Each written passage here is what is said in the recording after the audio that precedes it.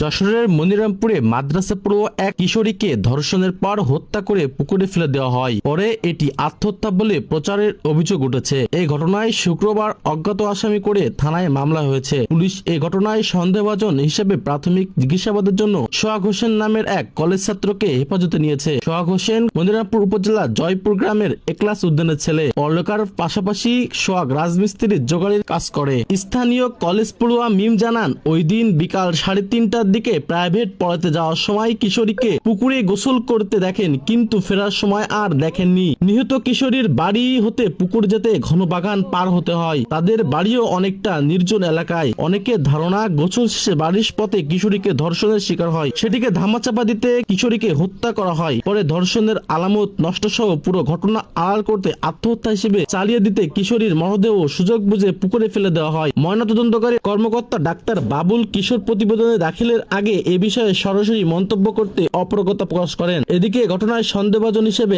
আটক সোহাগ রোহিতা গ্রামে রাজমিস্ত্রির জোগাড়ের কাজ করত। কিশোরীর মরদেহ উদ্ধারের পর 2 দিন কাজে না যাওয়ায় পুলিশ তাকে সন্দেহভাজন হিসেবে আটক করেছে। মনিরামপুর থানার ওসি বাবলুর রহমান খান এ ঘটনার থানায় হত্যা মামলা কথা নিশ্চিত করে জানান, মাদ্রাসা ছাত্রীর লাশের ময়নাতদন্তে ধর্ষণ ও হত্যার আলামত পাওয়া গেছে। এ ঘটনায় সোহাগকে প্রাথমিক জিজ্ঞাসাবাদের জন্য সন্দেহভাজন হিসেবে হেফাজতে নেওয়া হয়েছে।